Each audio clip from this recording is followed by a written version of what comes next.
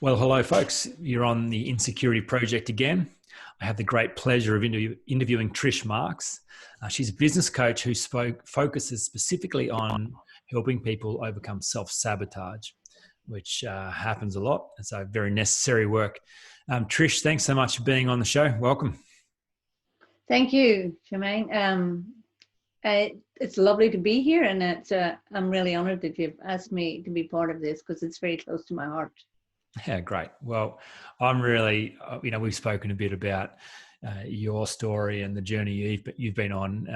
I'm really excited to be able to share that with the audience. So why don't we dive into the beginning and tell us a bit about where it all began for you.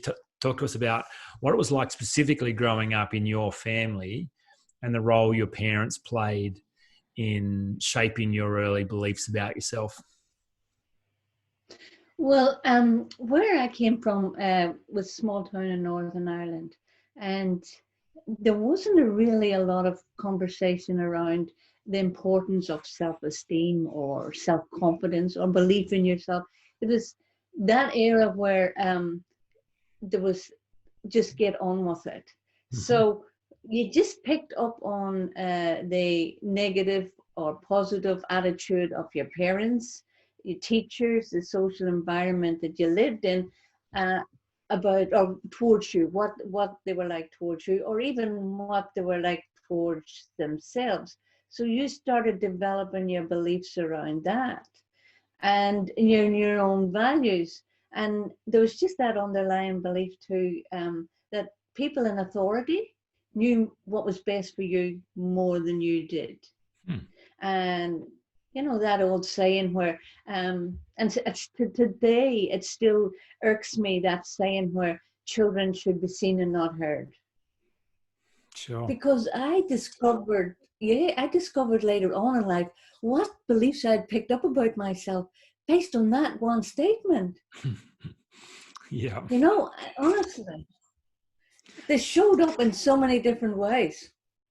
I mean, it's so fascinating when you start to explore the agreements and opinions you form, based on those experiences as a child, such formative years.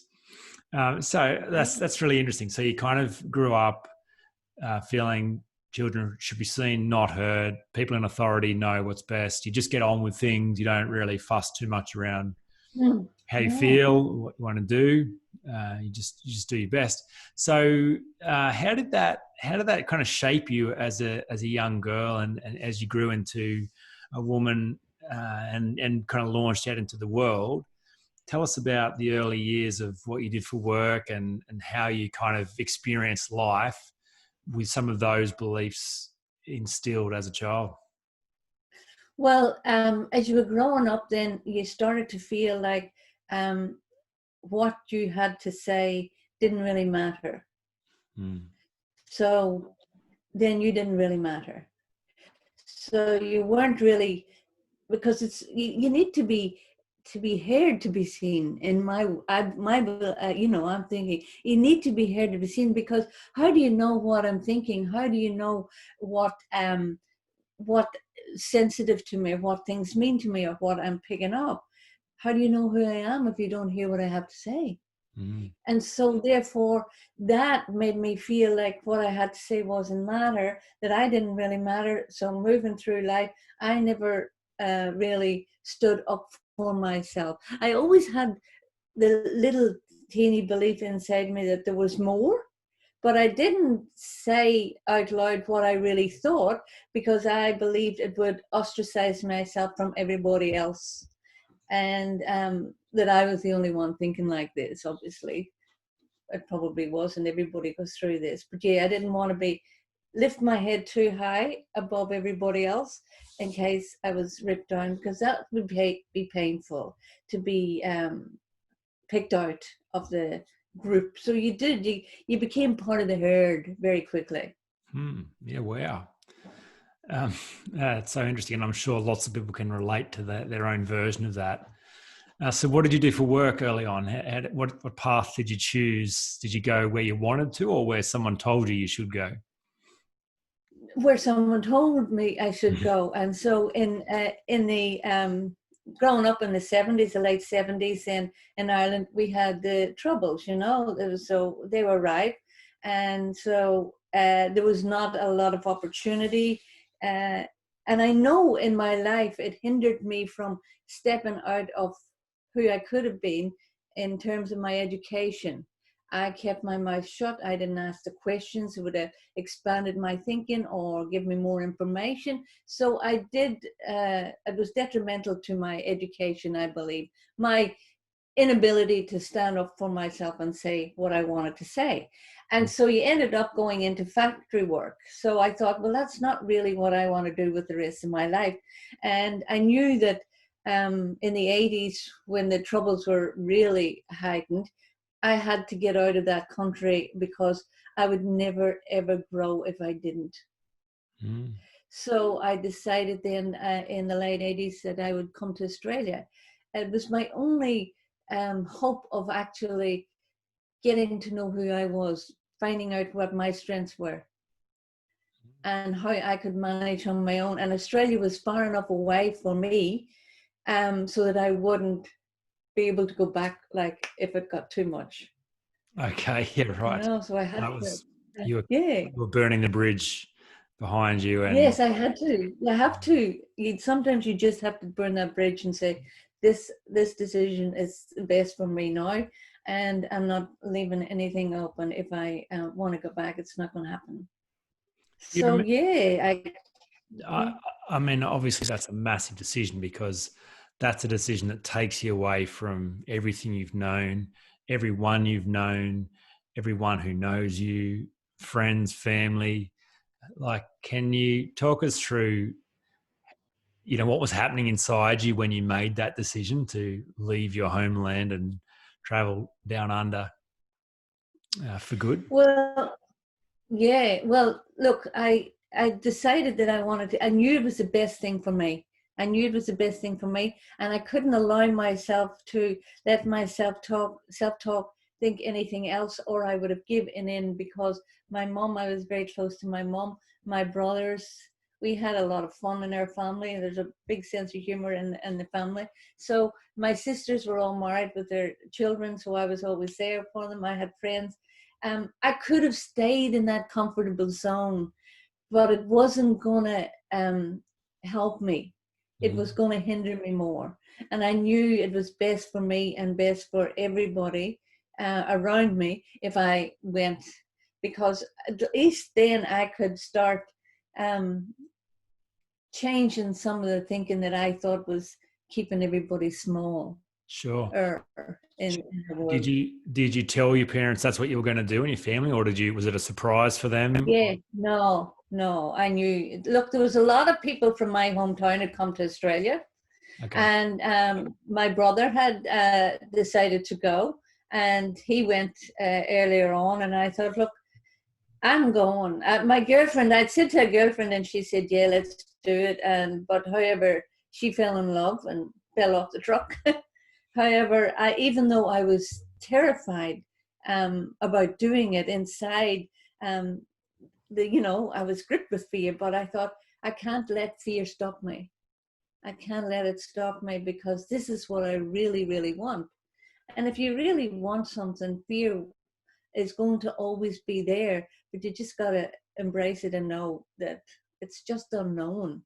So I was terrified. I was terrified going. However, it was what I needed to do to grow. I knew that I was meant to grow more. I knew I was meant for more. And I wasn't going to get it met there in Ireland. Much as I loved my family, wow. wasn't going to get it met. Okay, cool. So then what happened when you came to Australia? Paint the picture of what happened next. Well, I just fell in love with Australia. I felt in my heart as soon as I arrived that I was at home. And I knew then that I'd made the right decision. And once I knew I'd made the right decision in myself, I knew how I could manage whatever happened to me, even though there was always that conflict in me of being that person who didn't say anything or want to speak out or want to be, seen as someone who had a voice. that mattered, there was that person, and then the other person that really wanted to take the world on and wanted to change. So I was always in conflict. And so the voice in their head was always telling me one thing: you're not going to make it. It's not going to be, who do you think you are? Which you hear a lot when you're growing up. Who do you think you are? Why would anybody, And then that other voice said, no, I've got to do this. I've got to do this. So I just listened to that. And this had an impact on some of my behavior. But once you get started, I started to build my confidence little by little by minimizing that little voice and focusing on that part of me. Because I knew that little voice was just my own negative experience as in the environment I'd previously been in. And it was a universal belief now in my world. And I had always argued with it. Because you don't know the difference. Like, it was something that I read one time that said that the critical voice inside of you is really not your core conscience, but you're led to believe that's who you are when you're living in such small thinking. Yeah, that's so interesting. The opinions and stories you kind of become accustomed to, they become your identity. I had someone recently tell me they had a real aversion to selling, and they said they just didn't like making sales calls and didn't like putting themselves out there. And they finished by saying, "That's just who I am. It's just who I am." I'm like, "How do you know that's who you are?" Well, it's how I've always been. Is it though? Like, is it really, or is it just a story you've grown accustomed to? Have you just identified with those limiting opinions and stories, and you've taken on that form? But is it really who you are? So yeah, it's fascinating that you say that. Yeah, that's so true. Because when I talk to my brothers and at home and friends, and they tell me something that happened to them, and they say, "Oh, well, that's just who I am," and I think to myself, "Well, there go I, with the grace of God." Really, when you think of it, because that's not who you are. And so when I say, well, that's not really who you are, that's who you think you are, based on my own experience, because I thought I was someone who didn't have a voice, that didn't matter. And through exercising my own self-belief and building on that, I changed that thought pattern. Yeah, well, because I just made the other voice louder. How old were you when you moved to Australia? Oh, look, I was 26. That's not young these days. Those days, maybe because it was a different environment you lived in, and really nobody, unless you moved away from home, you didn't really move out of home. You only moved out of home in those days when they married. So, 26. But really, at the same time, I was 26. But when I think about it now, I might have been that in age, but in thinking, I probably was a much smaller thinker, because of the environment you grew up in. Everything was sort of dictated to you, or conditioned to think this way. So you didn't really see yourself as an adult, because everybody else was always making decisions for you. Yeah, sure. Okay, so coming to Australia, obviously big courageous move, and you knew you had to listen to a voice that was telling you had to change and break free from that. I imagine you still found some challenges when you got here, though, and it didn't all just open up for you and everything was fine. And did you still feel limited by some of those small thinking stories of your childhood? Yeah, absolutely limited. Because what I noticed was that I went into environments that I was sure about. Like, so when the first role that I took on, even though that in itself was, there was a fight going on in my head about pushing myself to go out there and look for another role, look for a job. And so I got a job in hospitality. So you were meeting lots of different people, and so I'd listen a lot to people, conversations, and I would watch, and I would see people that I I would listen to how I perceived them in my head, what I was saying to myself about what I was thinking about that person and what they were achieving. And then I noticed my own patterns of thinking were really, really limiting me from standing up and saying what I thought, standing up knowing that I had the ability to do something or take on a role that would give me a bit more accountability and a bit more income, really, and more of a leadership role. I knew I had it in me. Mm. But I was preventing myself because of the beliefs I had about myself. I thought, why would they think, I don't have any experience? But I just knew that I took the courage. I had courage. I had courage. I knew I had courage, and I knew that I could learn and pick things up very quickly. But how did I tell people that when I couldn't language it? Yeah. Because of my limiting language in the beliefs that I had around my self-esteem and my self-value.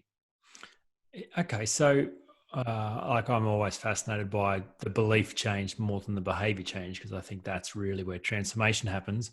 So can you give us some insights around how you did that work around tackling some of those beliefs that you knew were holding you back from what you felt you were capable of? How did you start changing the scripts and the thoughts and opinions you had of yourself? Well, I started reading more, and I started off with Louise Hay's, really, self-love. And so I started questioning myself about why I believed what I did. And I could see clearly why I believed what I did.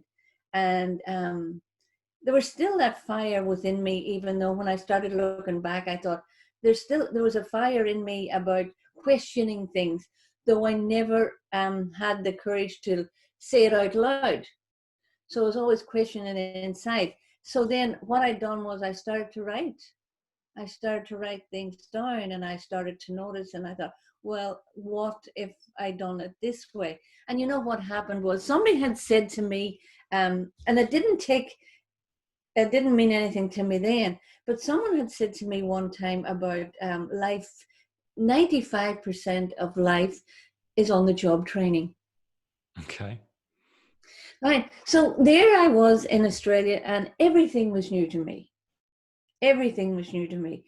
And I thought, and so I was asked to do something at work. I was write a little article in a magazine, a work magazine they had, and I started talking myself out of it. I wanted to do it because I knew I could do it, but I started talking myself out of it. So then that line popped into my head, and it stopped me thinking for a minute. And I thought, well, what if I am in training now? What would I be saying to myself? Mm. Would I be saying, you can't do this? You're no good at this. Why would they listen to you? You go on that, when the fear grips you, you just go on that cycle of reactionary thoughts. It starts off with, I need to get this right. And you end up thinking, I'm never going to speak again to anyone in my life. I'm too scared to. No, you do. You end up like that. So I thought, what if I was in training? I would be saying to my mind would be more open. Definitely. So I thought, okay, so hang on to that. So what I done was I used that line to myself, and I thought every time I felt that fear taking over and that voice getting louder of me not being good enough and not being able to do it, I'd ask myself, well, what would you do if you were in training? Mm. Why don't you look at it like that? You're in training now, Trish. You're in a new world. You're in a new environment. It's a new story you're telling. What if you were in training? So I started to look at my life like that. And I started to be able then to be more empowered about facing and actually the self-belief that I had, the limiting self-belief I had, and breaking it down and saying to myself, okay, now I am in control of this. This is how I'm going to write this. This is how I'm going to see that. And I started developing that. And so my confidence started to build. Just little by little, I built my confidence. Little challenges I'd set myself, which really built my confidence really around that. Amazing.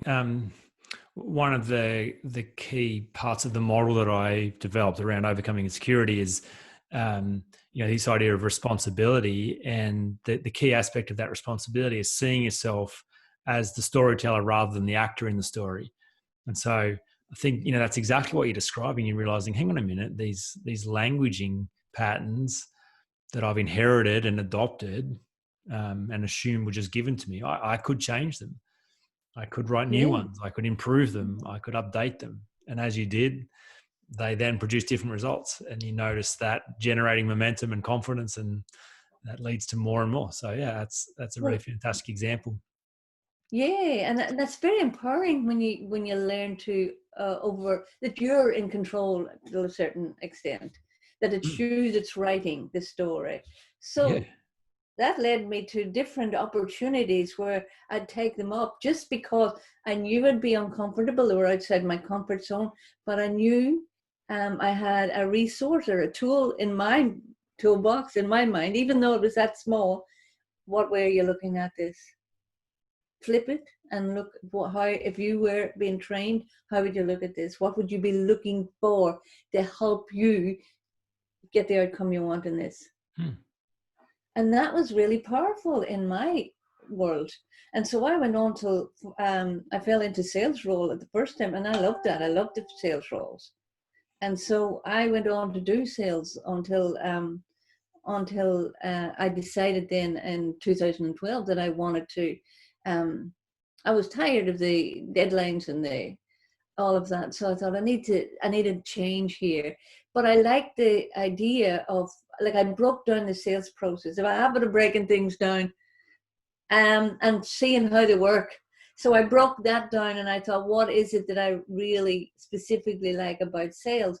And it was the element of helping people, whatever the product was that I was selling, it made a difference to that person's world. Yeah, sure. Or their job or whatever. And I thought, that's what I like. I like the fact that I can make a difference. And that's where that led me to coaching. The fact that I wanted to make that difference. And I knew that was always in me because I wanted to make a difference in my world so much that I decided to leave my family and friends and come to another country. Yeah, that's powerful. I always think you make the biggest difference in the world out of the overflow of your own experience, and you show people it's possible because you live it first. So it's very profound. What else did you learn along the way? Any other key insights that would be useful to share? Then I was diagnosed with cancer in 2017, late 2017. Oh, wow. Now, look, I went through a very strange period. Physically, I managed it extremely well, but it was a very uncertain time for me, and in that I didn't know what could happen or what would happen. And I went on, after everything was over, the emotional impact of it just imploded in me because I suppressed them when I was diagnosed. But I went on to that reactionary thought pattern again, and it was really destructive. So it talked me into not wanting to do anything. I let them talk me into wanting to hide. And so then everything was magnified, all the insecurities that I had to just hide there, so I kept myself very small until my husband said something to me one day, and he was there for me and smiled at me, realizing how much I matter. And I stopped realizing how much I mattered so much to him, I could matter to myself. And that was really critical to my own existence. And it was like, stop thinking that. And I knew I'd fallen back because of the fear. I had fallen back into that default position of just letting the world make my decisions for me again. I thought, oh, that's really interesting where I've ended up going back to. And and that sense of control was gone. So I had to start realizing first and foremost that I had to get out of my own way again, because I was allowing myself to be driven by this negative limiting belief about myself again. Oh, look, I'm not grateful that I'm alive. I didn't feel grateful that I was alive because I was struggling. And I started blaming myself again. So I started talking myself into the ground because I felt I should have been this or I should have been that. And I thought, all right, this is where you're going again. But it took me at least 18 months to figure that out. Yeah, wow. And so then when I started doing that again, I had to, because of the training that I had done previously, I was looking for the answers in my head, but they were in my heart. Because I was going back, because my head was full of all these thoughts and reactionary thoughts, really, that were keeping me down. But I had to go back into the heart again and think, okay, who are you again? What's important to you? And once I connected with that, I started to see what I could do to lower the voice in my head. I was just in an environment of uncertainty, and I had to look for things that give me a feeling of certainty in my world again, so that I could get stable enough to be able to handle the uncertainty, because I'd lost trust in myself. Yeah, wow. And that was like, again, that was just using those techniques or those resources that I'd built up over the years. What do I need to do? I need to build little challenges for myself on a daily basis to create that feeling of success and to build certainty around me again. Because I noticed even what I noticed was that I knew it went back to what I was telling myself and how I was sabotaging myself. Because I noticed in clients, whenever I was dealing with clients, if they were lacking in confidence somewhere in their life, or if they had confidence in an area in their life, self-trust was always very high. And so they would come across as certain. And so their inner chatter would be positive.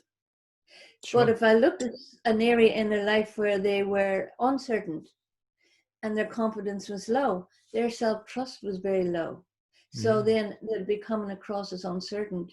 And that would just lead to a cycle of thoughts that confirmed that for them. So I was very aware that what cycle I was on and how I had to move off that cycle. And that was just one step at a time. Start developing little rituals for yourself, rituals, routines, and challenges. And commit, consistency, and you'll be able to see, you'll get the clarity. And I always believe that if you commit to something, so I committed to myself to be able to it was all about me. Commit to yourself. What do you need to do today that'll make you feel better? Commit to doing one thing a day that makes you feel better. Be consistent with that.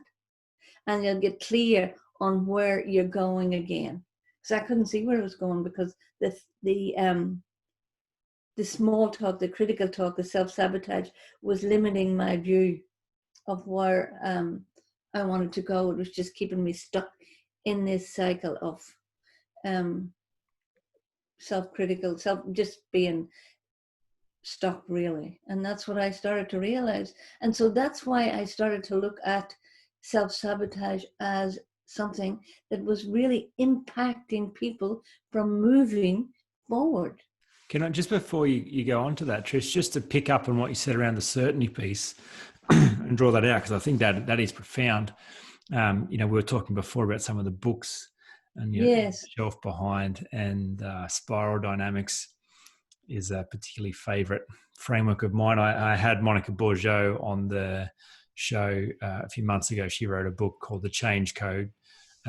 She got to spend time with Dr. Cowan and really deep dive into Claire Graves's work around that. But she was talking about the fact that in moments of uncertainty, often when we can't see what's certain, we regress back to past forms of certainty to solve that problem. So where there's been past limiting beliefs and past negative trains of thought that are familiar to us, they come back because we need certainty some way or other. You know, Anthony Robbins' 6 core needs says certainty. We're going to find certainty one way or another. If it's not a high quality way, it'll be a low quality way. So the challenge, as you've really described, is to go, okay, and when your world throws uncertainty at you, if you don't find new forms of internal certainty, then you'll go back to old forms of internal certainty, which probably won't be serving you that well. So such a great challenge and a useful pattern. Like, yeah, I think, we all imagine our lives are complicated and unique, but these patterns show up for all of us. We go through periods where we're unsettled. The world changes on us, throws something our way that's difficult or unexpected, throws us into chaos. So yeah, thank you for that distinction. That's really cool and amazing to see you did that work. So yeah, tell us more about the self-sabotage piece. And so I realized that, I realized then that self-sabotage is something that holds a lot of people back. And we don't even know that we're doing it. Because I noticed that the more I was telling myself that I just wanted to hide, the more it became a habit in my behaviors. And I thought, this is really big here. I believed that when I was diagnosed with cancer and what I'd gone through was another level of growth for me. I believed it was another level of growth. So there was no way that I wanted to go back into the old world again. I wanted to find out what it was I had within me that was going to take me to another level of growth. Because I felt that was my lesson in life. And that everything that I was faced with was the old me again. And I had to take from it and think, okay, what do you need here to help you move on to another level and teach what you really want people to hear? What's the message you want to give to people? Because I knew prior I was working with different people and I was getting lots of information, but I just didn't feel that I was going where I wanted to go. There was always that unease in what I was doing. It wasn't connecting with me. So I felt that people really need to, their true potential is never met because of what we tell ourselves. And what if we didn't tell ourselves that story? What if we were to just leave those things down and look at it from the perspective, you're on a training course now. What would you be looking for to create the picture and the knowledge you needed to be the best you could be in that position or in that relationship or in your life? And so, like, according to Forbes magazine, only 36% of people know what emotion they're feeling at any given time in the day. So if we don't know what we're feeling, we go into this cycle of uncertainty and reactionary thoughts. And I think it's time that we started helping, realizing what are you feeling, how do we understand it, and then let's manage it more effectively. Because I do believe that we're always going to feel, once we get out of our comfort zone, there's going to be a little uncertainty because we're not sure of where we're in. So we're always going to feel that uncertainty or that insecure in situations. But it's not really about getting rid of it because it'll never go. It's about how do we manage it? Because do you want to live your life by default or design? I look back and thought, I am living my life by default here. Yeah. I had just gone back. And so I want to live by design. So how can I help other people become aware of what they're saying to themselves? Because it's not what comes out of your mouth that can be detrimental to your success. It's what you're whispering to yourself. Yeah, that's so true. Okay, so you mentioned the Louise Hay book early on was a really important book to you. Have there been other books along the way that you found particularly useful in this line of thinking? Well, look, when I was doing, look, I always find something in every book I read. I Okay. always find something that shifts my thinking a little bit or changes my perspective on something, because I'm always looking for it. There's Yeah. always got to be another way. That was something that was in me from a very early age, and I think one of the drivers in making me move. There has to be another way. Mm. There has to be another way. And so I like Dr. Joe Dispenza, for he breaks down how we developed our beliefs and how at a certain age we are just using the same patterns of emotion over and over again. Like we have over 3,000 words to describe emotions, but the average person will use 12 emotions in the same 12 emotions in the average week. That's not because we don't have that capacity. Yeah. It's because of our patterns of focus. And so once we become aware of this, then we can start to create the change. So I think it's about understanding, I love understanding how we develop our thoughts, where they're taking us, and breaking them down to what's the evidence of that? Where is the evidence that that's true? Yeah. Where is the evidence that's true? Joe Dispenza, Breaking the Habit of Being Yourself. It's such a Yes, fantastic title. that's an amazing book. Yeah. Even if you only read the title, you kind of Yeah. get the fact that, hang on a minute, what do you mean breaking the habit of Mm-hmm. being myself? But yeah, that's it. That's the whole Mm-hmm. process. The habits of being ourselves are often linked to negative self-limiting beliefs. And there's got to be another way. It's got to be another way to be ourselves than the limited way. Yeah. Okay, so where can people find you? Where do you hang out online? If people are interested around this idea of overcoming self-sabotage and are fascinated by your journey, would like to know more about you and the work you do, where do you hang out? My website is Marks Consultancy, so it's www.marksconsultancy.com.au. Facebook, Trish Marks, and Instagram, Trish.Marks. So yeah, you'll find me in it. Look on LinkedIn, connect with me on LinkedIn.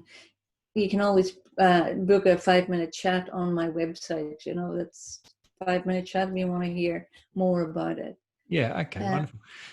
Is there anything we've missed? Is there any final thoughts you'd like to add around this idea of, overcoming insecurity in the form of limiting beliefs and negative narratives and freeing yourself to show up at your best?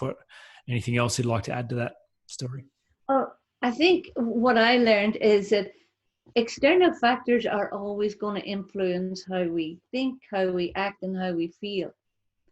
But just to remember that we have the choice how we let them define us and how we change it. And to still help us get clear on how we want to show up in the world. That's what I found. I had the choice to figure out how I wanted to show up in this world. And we all have that choice. It's not who we are. It's not the way we are. Yeah. We have the choice. And to remember that we have that choice. I think that's really important. Amazing. Yep. Great place to end the conversation. Trish, thanks so much for your time. Thanks for sharing of your journey and the lessons you've learned. I'm sure everyone will find that very useful. We'll leave it there. Thank you for having me. Bye for now.